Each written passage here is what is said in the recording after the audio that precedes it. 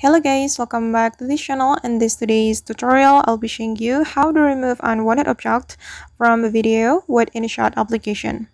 Alright guys, here I have created a project in my InShot application, and for example, I'm going to remove the cup of coffee, I guess, from this video. Okay, and first of all, if we want to remove unwanted object, we can click on this PIP option, and then we have to import the same video that we have imported before. So this is the same video. Just click on it. Then I'm going to click on this button to fit the screen. Okay, and after that we can put mask, or we can use mask to cover the unwanted object. I'm going to click on this mask option, and you can select the shape of the mask, and I'm gonna go with the circle mask, and we can resize the mask.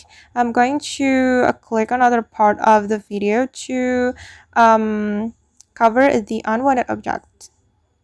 So I'm going to make it smaller, and then I'm going to take this part to cover the unwanted object, and then we can click on the check mark button, and we can drag the mask to cover the unwanted object. And I'm going to zoom in a little bit until it's fully covered. Okay, and I think it's done.